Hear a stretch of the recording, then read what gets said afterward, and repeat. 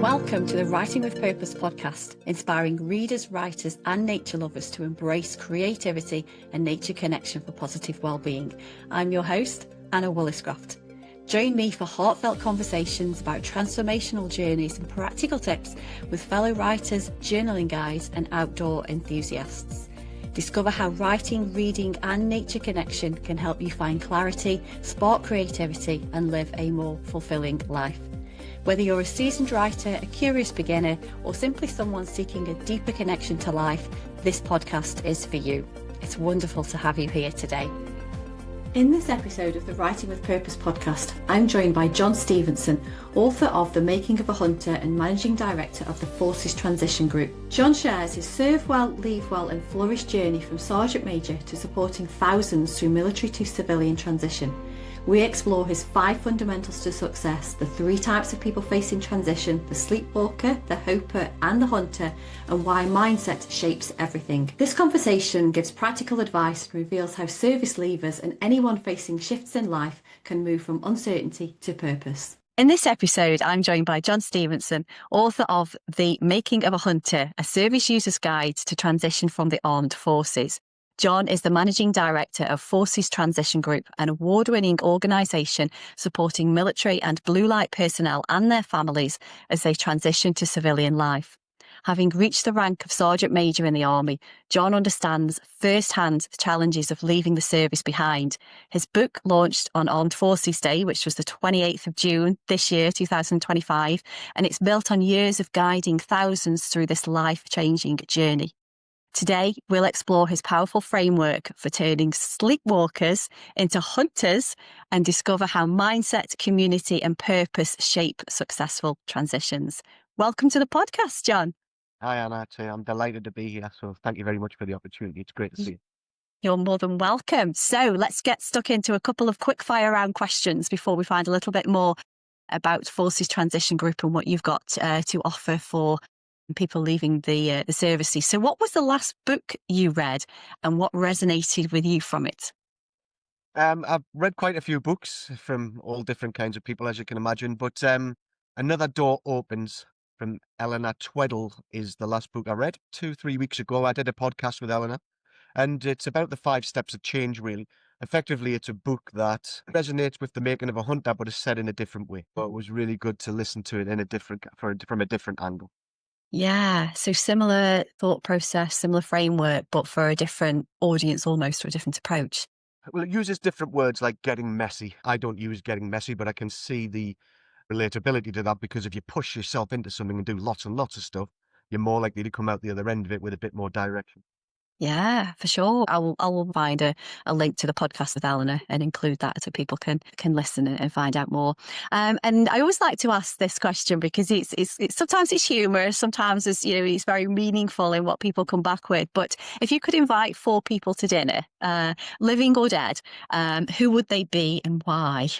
Yeah, it's a question that you could go on and on and on forever about, and I think the stereotypical answer is your father, your wife, but I'm going to keep away from those because then people are all inspirational to me. Yeah. But I'm going to go with 2 from sport, which I love, and 2 from the environment that I work within in a certain way. So the first one is Jimmy Montgomery. So Okay. Jimmy Montgomery was the goalkeeper when Sunderland won the FA Cup in 1973, just after I was born. Clearly, I didn't remember it then, but I see a lot about it now. And I'm a big Sunderland fan. I was going to ask. It's the only time Sunderland have ever really won anything. But there was a special moment in the game where he did some double save, and I'd just like to sit down with him and say, did you mean that save? How did you manage to do it? And he's still an ambassador at Sunderland now. So one day, hopefully, I'll sit down with Jimmy. The second one is one that some people turn their nose up at because I'm a Sunderland fan, is Gaza. Paul Gascoigne's mind and the way that he's dealt with everything and things that happened in his life is both amazing and tragic. And seeing him on the TV just the other day and how he's coping with staying off alcohol and drugs and all those kind of things. But I'd love to hear some more of his stories. I've read quite a few books surrounding Paul Gascoigne. Some of the stories are unbelievable, especially in those younger times when he was very jovial and he did many things. made a lot of people cry with laughter and probably brought a lot of people together in sports. I'd love to speak to Paul Gascoigne. Yeah, he's one of those names that even if you're not into football, everybody knows who he Yeah. is, and people always know a little bit about his life. And as you say, the tragic side, but also the rewarding Yeah. side. The point being, though, is he's a Newcastle player. We don't need to edit that bit out, do we, John? We Yeah, can leave no, that in. we can leave that in. I'm mature enough now to not be able to be bothered about that. Great. The third one, although it's family based, is my grandfather who served in World War II, but he died very early in my life. I have his medals and things like that, but I never ever got to ask him really any stories about that because Mm, I just didn't understand it. You know, I probably yeah, was too only about young. 7 or 8, so I wouldn't even have thought about asking questions. I know that Yeah. he would have had a lot of great stories, and also I always remember him saying he can't wait for the day that I can go down the pub with him. And I think, or I hope those were this could have been the days he was thinking about where he could have sat there and talked about his time in the war, Mm, because many people, veterans, don't. And thinking about it now, they probably it does help, but many people don't talk about it for obvious reasons. So I would have yeah. loved to speak to my granddad, which leads us nicely on to the unknown soldier. If you go to any cemetery or place where military people are laid, there's many, many unknown soldiers, so they just don't know who they are, lost, and there's no real understanding of who that person is. I'd love to sit down with one or many of them and just see how it really felt. We talk a lot about war these days, but I don't think that we really go to war. I've been to Afghanistan and Iraq and Bosnia and Kosovo and all those things. Really, they're just operations. They weren't really war. What people did in World War One and World War Two and countless other wars um, is really serious stuff. And to really understand that and sit down with those people and just give them a little tiny bit of life and a bit of light would be amazing to hear. So the Unknown Yeah. Soldier is the last one of the four. Yeah, I love that because that just puts it out there to all of those unknown soldiers from whatever regiment they were from, where they came from, what their backstory was. And yeah, I've never really thought about the difference between the wars until you've just said them. But now it's a lot more about the intelligence and, as you say, the operations, almost what they can gather before. Whereas I don't know how many years back you want to go, but it was just the conflict, wasn't it? It was the on the ground, and that was what you fought for, and everybody that you weren't with behind you. It was different. Well, I think the special forces, infantry within the military, will they agree with him? Will they disagree? They probably were more involved in skirmishes and one-off different things. But everybody was involved in the World War. When as soon as you hit those beaches, everyone, Yeah. doesn't matter who you were. That's a Mm. that if you want to choose bad words, that's a proper war or a real war, if you like. Not taking anything away from anybody else. Of course, the Falklands and things like that these are really tough times for many people. But of course, there's many people like I went to all these places. Did I ever fight a war? Absolutely not. But I did serve there. I did get medals and all that stuff. But then people went through what I would say was real war. Yeah, yeah, physically and mentally quite Yeah. different. Yeah, yeah. Well, that sounds like a very eclectic dinner party, John. So thank you very much for sharing. I'll include some references to that in the show notes. But if we could move on to Forces Transition Group and your book.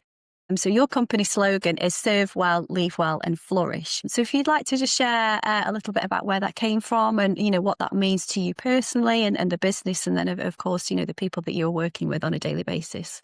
Yeah. Well, I have to give credit to a man called Mick Fleming. Over 6 years, 7 years ago, Mick was my officer commanding in Afghanistan. He was my OC, and he's a great guy. I still speak to him all the time now, and he lives quite close to me, so we can get out for a beer and talk about the past and things like that. When I was starting this up, I used Mick as a bit of a consultant in many ways to say, listen, this is what I'm trying to do, this is what I want to do. And he came up with that slogan, and 7 years later, it's stuck. So the serve well piece is most people will serve well in the military, regardless if they leave badly or they don't like it when they leave.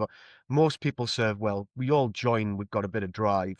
You should serve well. If you decide to serve your country, the king, the queen, as it was when I joined, then you want to serve well. You want to do what you're being told, regardless of Yeah. political situations and things like that. The leave well piece becomes a little bit more sticky or difficult because when you join the military, you're taught a lot about being in my case, a soldier. Could be an airman or seaman or whatever. You join the Navy, Yeah. the RAF or the Army. But they don't just pass you a rifle. They teach you how to fire a rifle. They do lessons 1 to 15 in firing the rifle, which Wow. means that we get used to this rifle. And then we go to the ranges and somebody sits behind you and tells you the trigger, your breathing, the way that you're pressing the trigger, a bit gentler, or however you want to call it. And what it does is it makes you better at firing. So Mm. when you fire the rifle, it hits the target. That's the point. Mm. But when you're leaving the military, we just get given a CV. There you go. And in Yeah. many ways, and I know the CV is not the only way to get a job, but the CV can create self-belief and confidence in the individual and brand. And what happens is because you're given something and you don't do lessons 1 to 15 in it, you go down the ranges with it, i.e. into Civvy Street, and you fire it, but it doesn't hit anything. And that is a big rejection problem because in the military, you don't get rejected often. Yeah. And of Mm. course, if you're firing out these CVs with no real target to hit, because you don't know what you're doing with it, and you get rejected, that creates a lot of fear. And Yeah. that creates a problem for many people's mindset, imposter syndrome, all those kinds of things. And if that's not looked after, you can become a problem yourself, mental health wise. It can create all different kinds of things like PTSD. And then you're a problem for society, not just for yourself, but for everyone else. And I just think that if we can leave well and do that better and understand it more, less people will have that problem, which means more people are successful, the family Yeah. lives are much better, and we can actually see people who have got real issue. People who have seen their friend have their leg blown off or something like Mm. that, then have more access to the treatment for that. But at the minute, you've got that many people leaving and that many people having problems with it, it's actually very foggy of who actually really needs that help and for what reason. And the flourish bit is to see people being successful. So my first 2 years in leaving were difficult. So I had 4 jobs in 2 years. That's not stable, especially when I'd gone 22 years with a stable Yeah. job. Not lots of knock-on effects come with that. So every last Friday of the month, I would get paid in the military, and I'd never question it. And all of a sudden, my family are thinking, "Is he going to get paid this month?" Mm. Well, he's looking at changing his job. He's not happy again, and it becomes an unstable position, and that flourishing dies down. Salary-wise, I left the military on around 60,000 and ended up in a £25,000 job. So a Yeah. 35,000 pay cut is a big hit to take as a family. And then I start messing with that, and the family becomes unstable. So if we can create something that allows you to flourish and at least have some stability, I'm not saying people need to stay in their job for another 20 odd years. That's not reality. But if we have that little bit of stability so we understand the real world as we hit it and the environments we go into are correct for us, then we're more likely to be successful. And the process, the making of a hunter teaches us that. It teaches us that we need to own that situation, and it's all about that mindset and actually not having any fear, having that drive that you had when you were 17, when you joined the military. Let's get that back and let's hit this head on, and you will find success because most people out there, most businesses do like to have military people within their organizations. Yeah.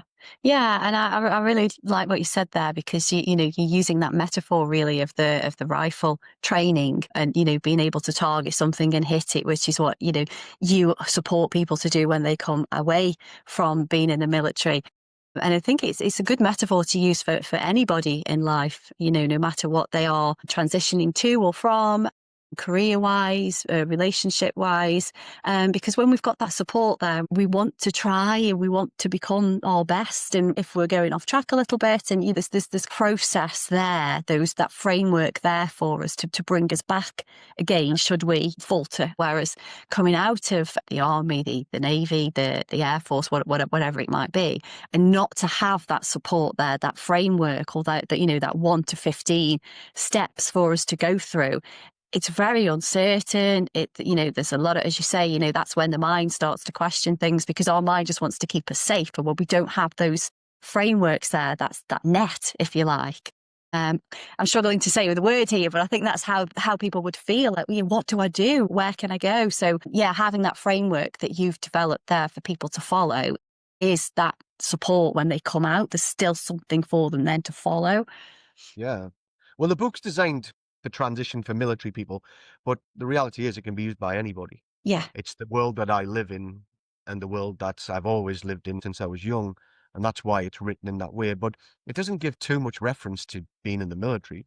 It's about a person. It starts with Mm. me and ends with the person that reads it, which should change their ownership of how they see their future. Yeah. And like you were saying before, what the book that Eleanor wrote was very similar, just different language, but it's the same process, really, the same foundations that you were working towards. Yeah, yeah. I've tried Yeah. to use easy words, you know, hunter, sleepwalker. It doesn't take too much thought process to think what those two things could be. No, you're absolutely right. And that's a powerful concept in your book, because you talk about 3 types of people. So there's the sleepwalker, the hoper, and the hunter. Could you walk us through those personas, John, and bring them to life by sharing that real transformation, Yeah, so if we're those talking about stages, should I say? a service person, generally joins the military and wants to go to all over the world and do great stuff, and that's why you join. The problem is the $1 million question at the end is you're going to leave. The problem is we don't fill all of the time before we leave with anything. So some people might serve for 4 years or 10 years, 20 years, or maybe even 35 years. But if you don't fill this bit here with your future, i.e., what could I do in the future? Education, Yeah. qualifications, my alignment to what that future is and what I enjoy, then when you get to the end, it's really difficult to square Mm. away. And in many ways, that's what the military has done themselves, because they've put a product at the end, and it's called the Career Transition Partnership, CTP, which is all great. The problem is they've taken away the ownership from the individual leaving, because when you're in the military, you do what you're told. Yeah. If you've got to go to Afghanistan, you go to Afghanistan. If you go on an exercise, if you're going to go and do a run, you're going to go and do a run. So if they say, well, we'll sort your life out when you leave, then you're going to go and do that. So Yeah. you take away all this time now and think, well, I don't need to do that because the military's going to sort it for me. The problem is it's too quick at the end. And perhaps, and in my opinion, it's not at the level it should be. Yeah. That's why I exist. So if we fill all of that, then it doesn't matter when you leave. Mm. Because if you're doing all this work, if you're at 4 years, well, you've done 4 years worth of work. If you're at 35 years, you've done 35 years. You're way, way ahead of yourself for when you do leave. So that's really the sleepwalker phase, that we do nothing. We're just sleepwalking through our Yeah. service. And the hope I bit is when we get to the end, the army specifically says, be the best. And you're told you are the best. And absolutely, we do lots and lots of stuff and we thrive on that. We don't say civilians are worse or anything like that, but we just want to be the best. Yeah. Well, you're the best at what you do at that time. It's a slogan and it's drummed into Mm. your head. And you'll be totally fine when you leave. Don't worry about it. The reality is, though, you won't be, Mm. because you become this person that goes, someone's going to square it away for me. Because Mm. everything in the military is done for you. Turning up for food, done for you. Getting your wage, never worrying about it. It's all done for you. Maybe even to to a certain extent, paying bills. It's all done for you. In many occasions, people's gas bill or the electric bills or whatever are all done by the military. At least they used to be. There's a lot of differences now. So we have this hope and mentality, I'll be fine. And what I did is I lied to myself. I was a regimental sergeant major, so I was number one soldier. And I expected just to get a job because everyone went, no, Look what you've done. You'll easily get a job. Everyone will love that. But Yeah. the reality is no one cares. And no matter how you want to look at that, it's true. And what you've got to do is own it yourself, because if you're expecting everybody to do it for you, why would they want to do that? Mm. And I started to lie to other people who were saying, "Oh, how are you getting on?" And my imposter said, "Tell them it's amazing. Tell them you've got a job. You've got loads of interviews." Because I thought I was going to lose face. Mm. Everyone's expecting me to fail type thing. All that's in my head, of course. Mm. But you Yeah, for don't know sure. that until later on.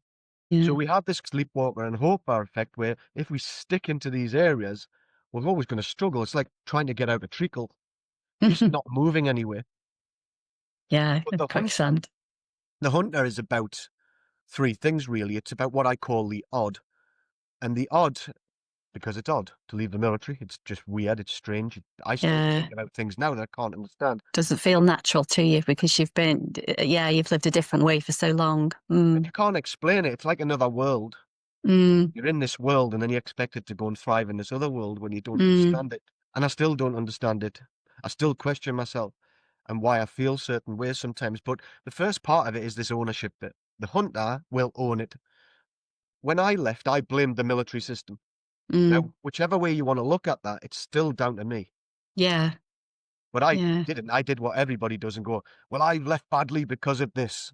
The Yeah. reality was, if I'd have looked after my ownership, because it's me who needs to get a job, then I would have been okay.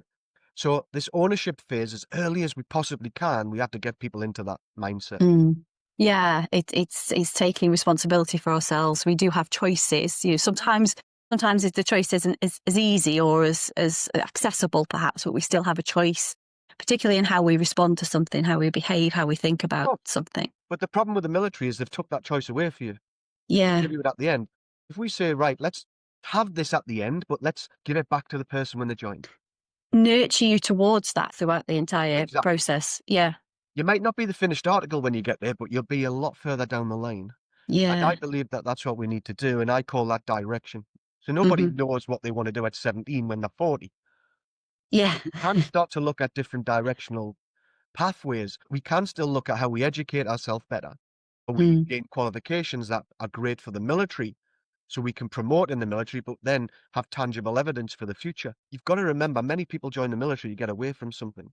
I yeah. didn't have any qualification. I've got 2 degrees now and I've got all, but the thing is, I did all that at the end, so I have no tangible evidence to prove to a business why I'm using that educational Yeah, qualification. yeah. And some businesses might not even understand the rank within the But military and not understand. I know there's the CV there, but unless you get the opportunity to explain that, then so something there's a little bit of maybe misinformation sometimes. well, defense perhaps will get ranked, but this is part of the 5 fundamentals, which I've got no doubt we'll talk about. The thing about rank is that's hiding. The individual's hiding. So a company, when they look at me and see regimental sergeant major, what is that? Yeah. What does that actually do for that business?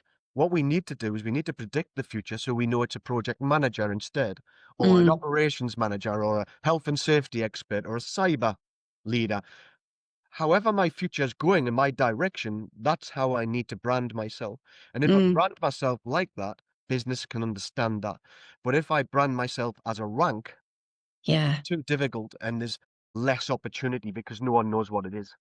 Yeah. It's almost as you're talking there, I can imagine um, almost different modules throughout the period of time when you're in service that you can come and understand how it's like it's transitional skills, isn't it? But it's using different language to those transitional skills. So if you were aware of different case studies about people before you, because there's so many people that have walked the same path, isn't there, and are to walk the same path. They're just at different stages. If they can understand where they've gone, how they've transitioned those skills, what those new job titles are, then it just makes it more understandable on both sides. Well, and then you create a pathway.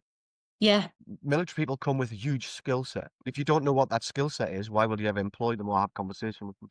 yeah, yeah. And it's difficult for the potential employer to understand that, but it might even be difficult for somebody leaving to be able to explain that because again, it's that different language. It's funny because when you were talking before, I used to work on cruise ships.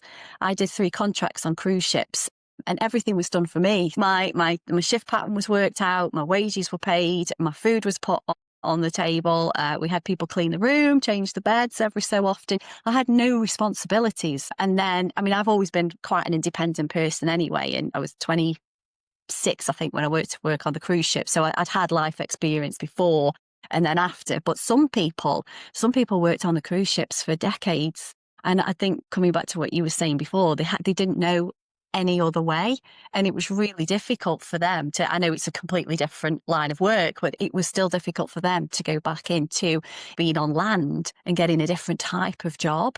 And because they'd not known anything else, they didn't have that responsibility. They didn't have that ownership that you're talking about. Yeah, and you are right. It's hard to explain for the individual, and that's what we guide them to. Mm. Ultimately, everything we do is about you have to take that responsibility because people can break the barriers down all they want for you, but Yeah. you're the one that's got to actually jump over that barrier. Yeah, yeah, definitely, and take that next step. You mentioned before, John, about the five ranks, and so shall we delve a The little five bit more fundamentals. into that? Fundamental, sorry, Yeah, yes. yeah. So there we go again. It's them differences in words because Yeah, ranks as military fundamentals, all them kind of things. It's quite easy to get lost in it all, but the five fundamentals really are the ability to take the ownership. So the first thing we do is we do one-to-one CV writing. Now, people in the military have never had to write a CV in their life. Some people may listen to this and think, well, it's just a CV. The problem is, if you take somebody like myself who left when I was 40 odd, and I've never written a CV, why would you expect me to know how to write a CV? yeah, I'm well on the way to 50.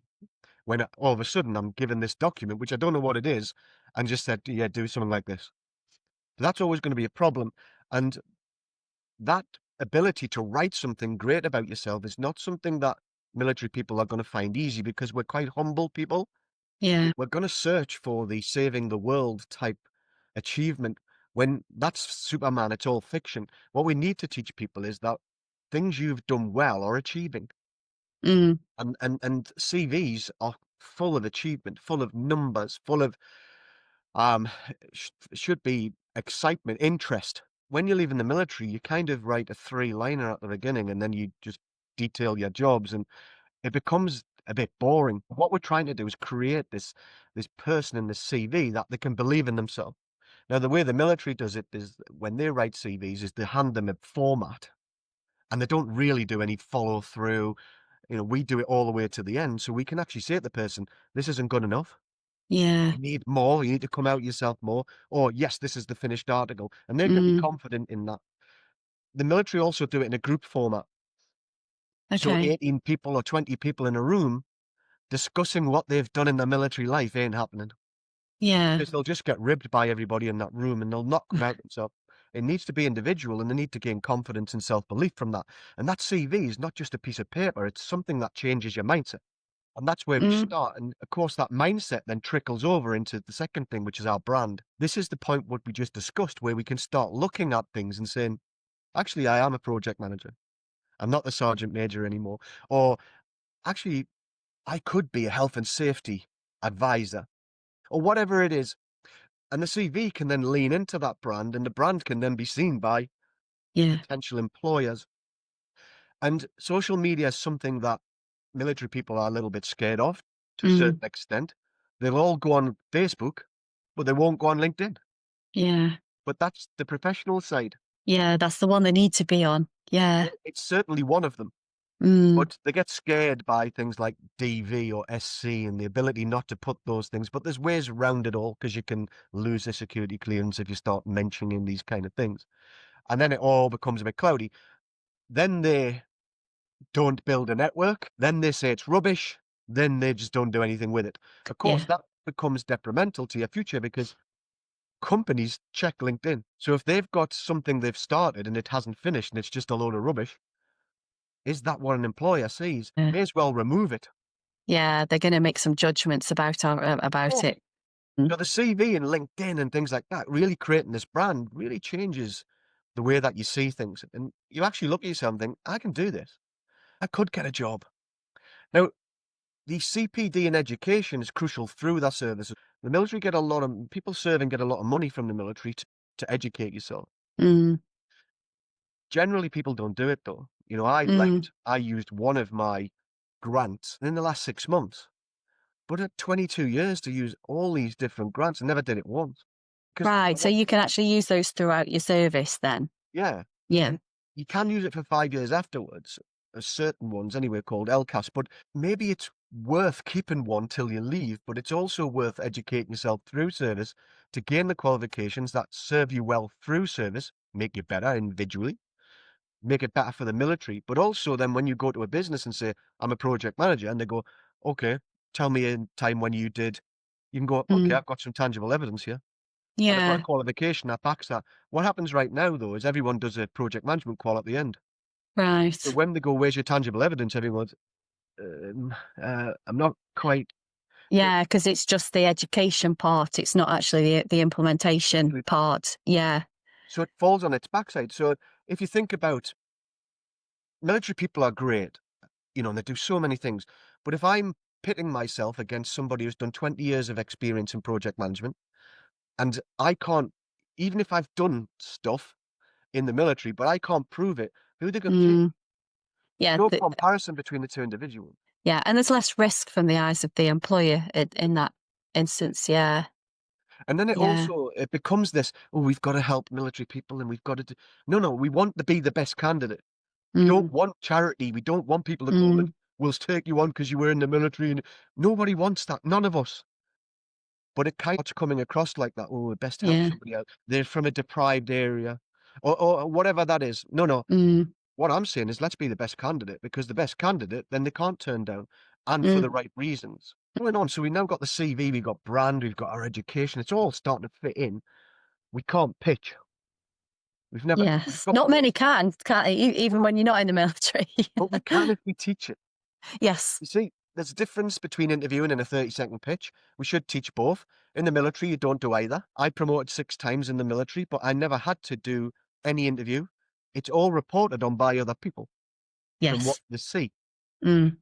And all of a sudden, you're stuck in this room, a show, an event, or you go for an interview and you sat there going, what am I going to say?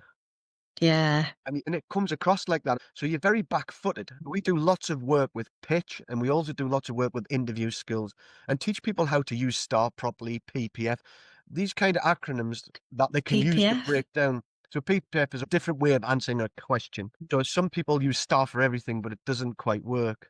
With PPF, it's more about looking at, it's a more personal Okay. acronym, and Mhm. it gives you a different way to answer things, maybe about you yourself rather than Mm. things you've done.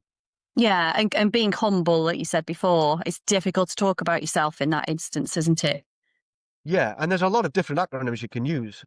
There's all sorts of questions out there, and you get serious questions, then you get, if you were a fruit, which one would you allow you to answer questions different ways, Yeah. rather than saying, right, situation, well, this doesn't work for that one. Yeah. And military people get lost then, and then it doesn't sound great in the interview. So Yeah. it's trying to put them on the front foot. Is that where your mock interviews come in to play Yeah. that you do? Because I had experience of one of those. I used to work for a young enterprise, Okay. which was children at sixth form level, and they would have, sorry, not sixth form level, the last year in school, year 11, I think it's year 11. Um, we did mock interviews for college and university. And it's such a valuable experience because they have time to prepare feedback during the session, after the session, and yeah, really valuable. Yeah, we'll talk about why I do schools because we do a lot with. Oh, you do schools as Start- well? Okay. Starting to do a lot more with that thing. Um, but you know, the problem with military people is because they haven't done it, we've got to make them. Yeah. So if we do a LinkedIn masterclass and we do a hot seat, the LinkedIn masterclass will far exceed the turnout of the hot seat, and it's because people are scared of it. Okay. So what we do is we make them really uncomfortable. So when we have a session, it's done by a professional interviewer, and the session is explained, but then we turn the tables, and every one of them is going to start getting questioned. Yeah. So they'll never be more uncomfortable than in that session. And what we're Mm. saying to them, right, you've got through this. Mm. There's no, you can't lose here. It's not for a job. It's not, you can't lose. You're going to feel uncomfortable because there's another 20 people sat there who are all feeling really uncomfortable. Yeah. But as the session goes on, the delivery of the answer gets better Yes. because they Yeah. start to learn. The first one will be not so good, the second one, and all of a sudden you get to the sixth and the 10th, and all of a sudden people are like smashing these Yeah. interview acronyms out, and they're using their own experience against it, and they're thinking, Mm. wow, how come that's changed? But it's changed because you got used to it. Yeah, and they're learning in the moment, and they're being able to implement and make changes straight away. And you're forcing them to stretch the boundaries of their comfort zone. I can't remember where I heard this, but once you've done something for the first time, like that scenario that you're putting people through, you haven't got to do it for the first time again. So immediately there's less uncertainty and less fear around that, because actually you've already done it. Yes, there's going to be areas for improvement, but Yeah. you now know that and you can implement that. Well, you're climbing the barrier again, the 6 foot, Yeah. 10 foot wall, or whatever you want to call it. You're actually pushing yourself. You're owning that moment, being comfortable in that uncomfortable moment. And I know it's a cliche, is absolutely right. The more we do it, the better we get. And the last thing in the fundamentals is more of a family orientated piece. And it's about the financial side, because military people don't know what trusts are. The will is actually written for them by the military. They get a piece of paper and say, fill that in, you've got a will. That's not really Right. going to work when you're dynamic change. You've got a family and kids and a house further down the line. And just simple things like life insurance, generally sold to them whilst they're serving. Does that fit around your real life now? Ultimately, is it going to pay out, is the question you need to ask yourself. And you should leave the military with a financial understanding, because in the military, if something goes wrong in your life, they'll look after you. Yeah. I guarantee you when you've left, it won't, though. And Yeah. the real world's more brutal. It's just not designed to look after every single people, because every single person, because in the UK, there's what, 90 million people, and they just can't do that. The military would look after you if something like that went wrong. Now, when you're out in the real world, that can lead to homelessness. It can lead to marriage breakup. It can lead to all kinds of different problems. And we see them every single day, and that's why we have support networks, which we probably won't go into today, but we have a support network that allows people to instantly get access to whatever the problem is without Yeah. having to wait in queues and things like that. Yeah, and one of your focus points is it's not just the person that's coming out of the military; it's their Totally. families as well. So it's that whole it's holistically Yeah. looking after the person and their relationships, their connections, their social connections, family connections. Which leads me on to perhaps a question that I'm jumping ahead a little bit, but that's community focus and giving back. You know, those are things that are clearly important to you and to the company. So can you share a little bit, John, about the ongoing partnerships with Scottish Little Soldiers and Shine a Light Initiative, and why these matter to you, and just a little bit more about where people can find out more? Yeah, well, it's this support network, because support isn't just about the individual; it's about the whole family. It could be about children, it could be about a spouse, it could be about further family. Um, and the vast amount of different problems and different issues that can arise are huge. Um, when I started this 7 years ago, or at least we're into the seventh year now, it was pretty much about squaring away the five fundamentals, if you like it. Let's get your Mm. CV done, some brand, and get you a job. But with 10,000 people coming through what we do a year now, that Wow. creates a support problem. Now, I've got two decisions to make here. First of all, I say I don't deal with that. So somebody who is perhaps suicidal is still going to be suicidal, and Yeah. I just haven't dealt with that issue. Now, I'm not a professional in how that works, nor would I ever claim to be. But I do know lots of people who are. So with support mechanisms, we need to have the ability to pass them to someone instantly. So shine a light, for example, if somebody has suicidal feelings and they need to be having a conversation right now, we'll get them a conversation right now. It won't go to AI or voicemails or anything like that. If if we have somebody maybe who's got cancer or struggling with cancer, or family members got cancer, we have a charity called Military versus Cancer, who will then be past the individual, and then they can move forward. But it's an Mm. instant conversation.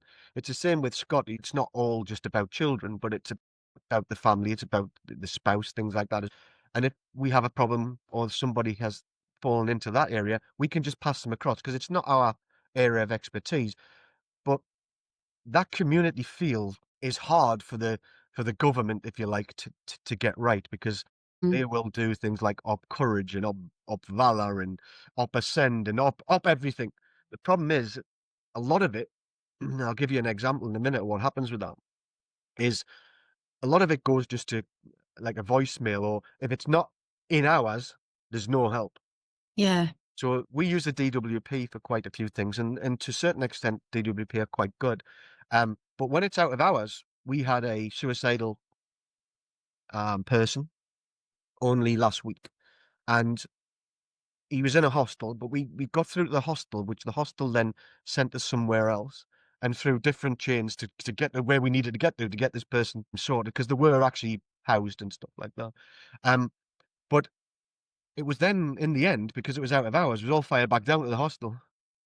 We're just Yeah. going round in circles with no support. That person couldn't receive anything till the next day at least. Yeah. It's very inaccessible. That's a crisis. It's, Crisis is mm, instant. But a lot of these people who have stuff out there, it's 24 hours, 48 hours. That's not instant enough. That's not. If someone's in mm, crisis, they can't wait 48 hours. We're not there yet. We want to have a fully functioning support unit that helps in all these different areas, because one size doesn't fit all. And we're trying to create a process that we know if you start here, you get to here. Your train's on the track and it gets to here.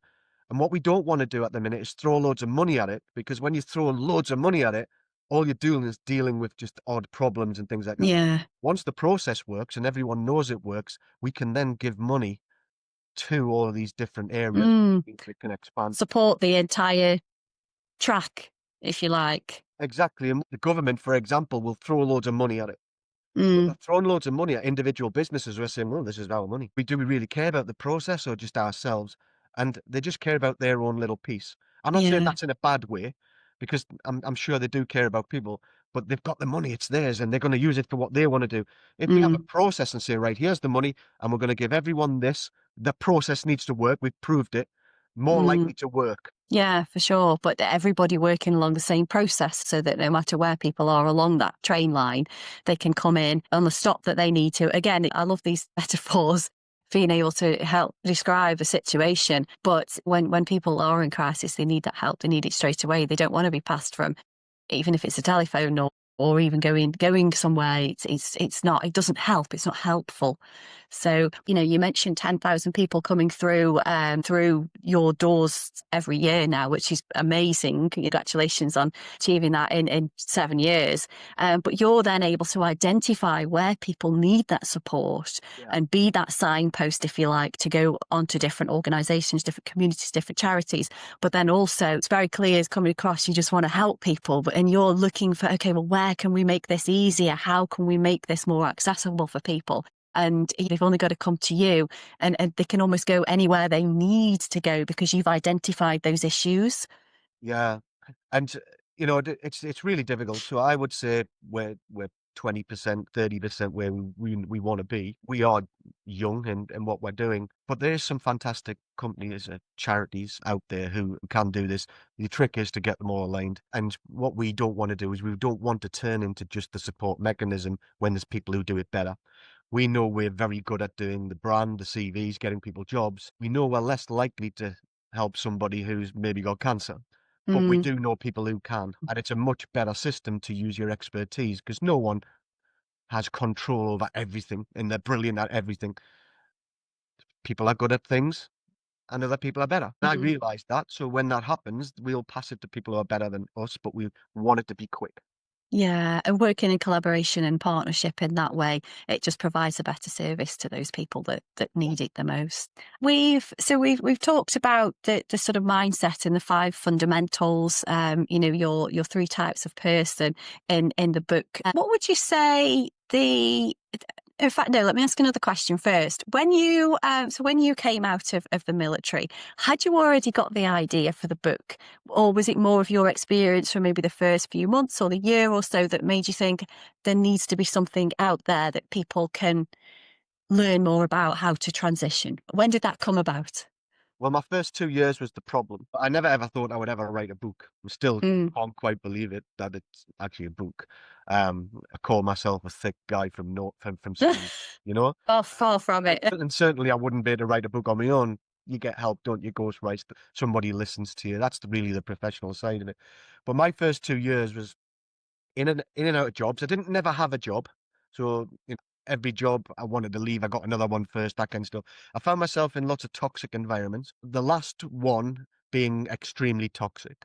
Now, won't go into who that was and what that was, but effectively, it was helping people with financial things when they're in the military or leaving. And they asked me to put together a piece that could actually enhance that. And so I actually did that on a wall. So it was Mm. basically a wall. I've talked about the 5 pieces of A3 paper, big area. And I had this whole business planned on it.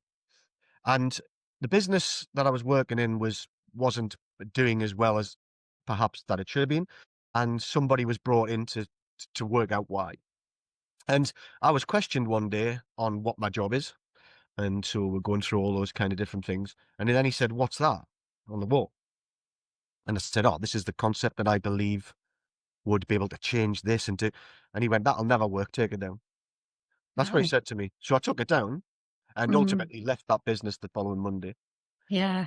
Good for you. But luckily, a wealthy business person, someone who's seen this, who I was working with at the time, said, "Do you want to come down and do a bit of a Dragon's Den type scenario to a business person in Nantwich?" Okay. Yeah. Not far from me. So down the wood, so down the road from you. And he spent 3 or 4 hours with me. We explained it, or I explained it, and he put the money in. So it was a bit of luck there, and we've Yeah. never looked back. Yeah. That's where Excellent. it all started. And then, of course, once COVID hit, now that was nearly a spanner in the works, but actually it turned into a plus because Mm. the military they've got a lot of red tape. Mm. So their systems couldn't turn quick enough, whereas ours was we'll just go to digital. And we got a huge influx of people needing help because there was still people leaving. And it just escalated from then and it's never really stopped. And of course our processes got bigger. We've got more people in now. We've got veterans, siblings, spouses that all work for us. And as we got bigger, people started saying, "Well, you should really write about this." And it took about 18 months to write the book. And then we released it and it sold out week one and we've Fantastic. got hundreds more coming for this show behind us because we tried to give them out to people. And Yeah. Have you got one you there you can hold up for people watching? yeah, so There we go. Yeah, it, you got the wolf there. There's that, yeah, behind you too on the screensaver. yeah, it's all about that hunter mentality. And of course, this is what schools are asking for now. Um, Yeah, do you want to share a little bit about that? I think that's because I do think that there's a lot of things we can introduce into schools very early on that the kids just don't know about now that will really help mental health, career progression, all sorts of benefits. well, again, youngsters who are leaving school, college, university, they're all looking for a pivot in their life. Mm, They're looking for change. It comes straight back down to that ownership moment. mm, So we can use the story, you can use my story, you can use my pitfalls, we can use the book, they can read it, all these kind of different things. The idea though is the military is having problems with recruitment and retention. And I think a lot of people have lost the ability to see it as a career. So in the yeah. past, when there's no social media, you'd find people's sons and daughters joining and all that stuff. Now there's that many stories that come out, which had probably already been there forever. Now people are less inclined to want to go down that road because they don't want their Mm, sons and daughters to be in the military. But actually, it's still an amazing career for people. yeah. And I'm saying, listen, we can really help in the way that you see how you're going to leave, how you get a job. We've actually got 20 18-year-olds coming to this show who Fantastic. have a relationship somewhere along the line with the military, maybe a Mm, parent or someone they know. And some of them won't have, so we're not just keeping it just for the military. And some of them will get jobs from this. And that's quite a scary thing, actually, to think there's going to be 20 18-year-olds. They're all going to be scared. You've got 250 service people in there. They're all scared. So it's going to be a strange environment, but a brave environment for them all. But the idea is to say, listen, this is a great career. yeah. Why don't you think about the military as well? If the military's not for you, then we can help you in different ways. But we can Mm, certainly change your attitude and your understanding of both how to get a job, how to change your future, but also about the military. And I think that's important because the days of people standing on the streets saying, "Come and join the military" are gone. The problem with the streets now is there isn't any shopping centres anymore. And that's where all these things used to happen. I joined because I was in a time in my life where I couldn't see how I could move forward, and the mm, military just give me that. People aren't seeing that as much. So if we can say, "Listen, this is a great career, but what when you get there, you can educate yourself, you can have a great career for as long as you want, and then when you leave, it's dead easy. Well, that's great for recruitment and retention, Yeah. and we're doing all kinds of stuff. So we're about to sponsor children from Newcastle College. Newcastle College are a partner of ours, and they are going to Africa. Okay, And nice. some of the children maybe come from less well-off Mhm. backgrounds, and they can't afford to go, so we're gonna pay for that, so that Yeah. they get the opportunity to go and experience a different life and wonder Yeah. future and look at how different it is, change their mindset on things. So these are all the things that we're trying to do, and I'm going into school in Wigan next week, actually, and we're going to do a lot of work with them on building their CVs, but we're gonna get them to do it. Not gonna tell them how this is how you do it, and you're gonna sit here today, and I'm gonna write it for you. We're gonna get them to do it. And by the end of that day and them sessions, they'll be way better off because we see a lot of CVs from youngsters and they're just not hitting the levels that they need to. No, but I think that comes down to a lot of what you've been saying about this entire process is that things are done for them. They don't understand how, or the reason behind why things need to be done in a certain way. And I think with the CVs, you do have to take that ownership, but you've got to you've got to understand why you're putting certain things on that CV and how that helps you, but also helps the person that you're, or the company that they're then pitching that towards. So I think it's amazing. All of these skills, and they're of the right age to be to taking this on board. And when you get a little bit older, when you come, if you're in your 40s and you're coming out of the military, you already a lot of stuff you decided about, you got more opinions about things. So it's more difficult almost to transition. Whereas when they're youngsters, it's the right time. But we do live in a world these days where there's a lot more that is done. It's just kind of health and safety, isn't it? Or keeping people safe and rules and regulations. Kids these days don't have as much ownership about things for various reasons. So it's all practical, useful skills Mm, to learn from an early age and yeah, implement. absolutely. Well, for me, it's a life skill. It's a skill Yeah. not just for today, but it's a skill for the rest of your life because very few people stay in the same job for life Mm, now. In the olden days, if you want to call it that, people would have been in the shipyards for 50 years. mm, Things like that. Now that's not what happens. People are mm. generally in jobs, what, 3 to 4 years is about the average, I believe. So Yeah. that's Yeah. a lot of change in your life. Understanding how you're going to change it every time is a mindset. Yeah. And if you haven't got that, you're going to struggle. And another great thing is this whole thing's free. So it doesn't matter what anyone wants, whether they want a tiny bit or they want all of it. It's free. Costs no money Mm, to the individual. And I think that's quite a special thing to be able to give. mm. It is. I think you're doing absolutely fantastic work. So, so what's next for you, John, for the rest of 2025, 2026 for Forces Transition Group, but also your author journey? Have you got any more books planned? Well, the second book, we are in the process of getting that written. That's going to be written by people with successful stories or Yeah. non-successful stories. So I'm going to shine a light on individuals rather than talking about Mm. me or all that kind of different So stuff. a A bit of a, compilation yeah, of people's stories. Yeah. 100 stories of different, and alongside the videos we have on our website of different things you can do to enhance your future, this will also be something you can listen to or read and go, actually, that's how I feel. That's what Yeah. happened to me, or this is what's happening to me now. So it could Mm. be important. There's many, many different scenarios that people are going to go through. And that will be Yeah. from everyone from a service leaver to serving to a spouse to a sibling to blue light to a veteran. Yeah. It's Uh, good. It'd be good materials, case studies. People will read it and relate to certain story, and not just for the military or blue light. There's things in there that anybody can relate to, no matter where you are in life. yeah, 100%.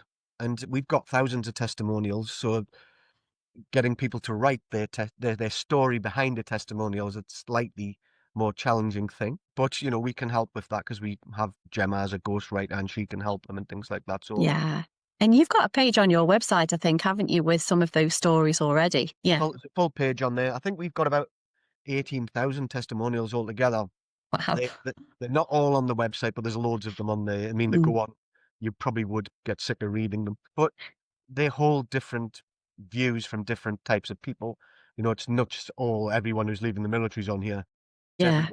everyone. But some of those areas are hard to hit. So spouses, for example, are a hidden talent. Many spouses follow in most cases, the husband around. They could be very talented. There's lawyers and there's Mm. people with high level education in there that are just doing nothing, and they're hidden away and they become very quiet and they're too scared to come out and things like that. But the actual company, growth wise, we're bringing more veterans in next year. So January, we can't say too much about it. Watch this So then, space. then people have to leave their jobs. And of course, they've got their contracts now, so that will all be happening. Kind of over the next few weeks, we've got online shows. We've got a live show in Wetherby on the 19th, which everybody's very welcome to come. If anyone wants to come and watch and see how that works, feel free. Yeah.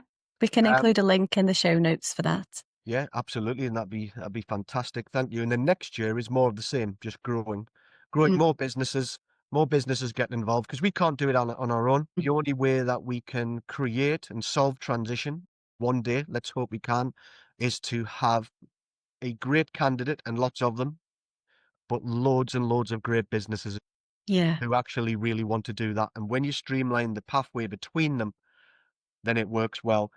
The problem in areas what we work in is a lot of people look after the candidate, and you might talk about recruiters and things like that because recruitment is about getting paid on commission and getting. Yes, I've got no doubt they do care about some of the people they're dealing with, but there's a lot of people forget about the business. We don't forget about our businesses. We look after our businesses, and we're constantly with them. We're talking to them like this, and we're asking them what's going right for you, what's going wrong for you, what Mm. can we do more for you, and creating these pathways. And when we do live shows like this one, we do a evening before. We call that the business to business evening, and we put on entertainment. So, for example, this one's got the military wives choir, and it's got a couple of speakers, so they're going to sing a couple of different sets on that evening, and we'll have champagne, we'll wear Christmas jumpers, but the businesses can all work together then. And if they're all working together commercially, they're making money together, Yeah. which makes it more inclusive. And when they go into the room next door or next day to interview all of those amazing candidates, it's much warmer, and we get Yeah. comments on how that feels all of the time. And of course, this isn't a job fair, this is an interview show Yeah. where people pre-book which interviews they want with which companies Zaya to go into, so it makes it mega efficient industry-wide. Yeah, that's good. And having that full day opportunity, or they can have more than one interview. So, I mean, I suppose that the call out would be not just people who are exiting the military, but also businesses to contact you that want to be able to offer jobs for ex-military, or just for their understanding as well, to learn a little bit more about how that all works. Yeah, and because we work like that, big companies, some companies last year saved over £500,000 in the recruitment fee. Wow. So Yeah, we're looking that after is the a company big time. Yeah, mm, it's big massive. positive. And 33% of people at our shows at the moment are getting offered a job within 8 weeks. Brilliant. So Yeah. it's quite a high amount. The reason it isn't higher is because some people will be at our shows that are 2 years from leaving or a year from leaving, because Yeah. some companies haven't got the capacity to offer them a contract. Mm. Yeah, so again, a business or an individual can offset that Yeah. stat based on who's going to be there and what their circumstances are at the time. Okay, brilliant. So, what's the best way that people can connect with you, John? Well, there's several ways that can come through the website, www.ftgjobfairs.com. My email will be all over that kind of stuff. And there's also a partner with FTG link on there. They just click the drop down box, they can get onto that. You can watch some videos of how our live shows work and stuff like that. But John at forcestransitiongroup.co.uk is another simple way. Just come direct through to me, and then we can start working with you personally. We can have a coffee, virtual coffee, or a coffee if you're close to York, um, and the coffee's free at the end of the day. So Yeah. we've got nothing to lose. Our Mm, businesses always come on board first of all to understand it, so it doesn't cost any money. So you mm, come to our show, you can take as many candidates as you want. We want businesses who believe in it, not just who want to turn up on it. yeah. So it has to work for the company as much as it works for us. So if a company comes to our show, they don't pay any money. Hmm. What they do is they buy into the social value, the partnership for that following 12 months. And at the same time as getting lots of candidates for the business, really low level price, Mm, what they also do is for every one person that they employ, they're probably going to speak to 99 others. yeah. It's that conversation that changes people's lives, not just getting someone a job, because the attitude and the ownership and the understanding from the person who's leaving gains momentum each time they Mm. have that conversation. Yeah, yeah, it just reinforces that and shows them It's that real they world. can't. Yeah, yeah. There's so many benefits. And what about the book? Where's the best place that people can purchase a book? Yeah, so you can get that on the website. Hmm. It's pretty obvious when you go on there. There's a big sign. The money doesn't come to me, by the way. It goes to our Shine a Light project. So people think, oh, you're making money. Well, no, we're putting it back into the support network. You can get it at Goodreads. You can get it at Madison House Press, and it will just be dispatched to you if you want to do it that way. But if you come to our show, you get it for free. Okay, there's another benefit to come to the show. Great. It's been fabulous to chat to you, John. You know what you're doing is just amazing on so many different levels, and I appreciate your time to coming and sharing about the book and the process that the candidates go through and the businesses and all of the collaborations. Is there anything else that you want to share before we wrap up? No, just people just get in touch. No matter what it is, just ask and let's have a conversation, and maybe we can help you if you're looking for a job in getting. Yeah, definitely. It goes full circle. Lovely. Thank you very much for your time, John. Yeah, thank you. It's been a pleasure.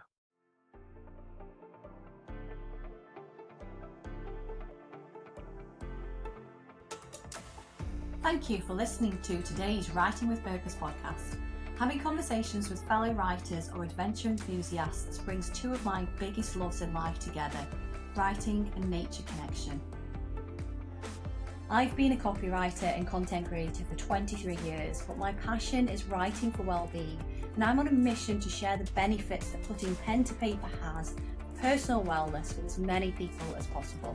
If you want to learn more about writing for your well-being and journaling techniques, please connect with me in my Facebook group, Journaling with Anna.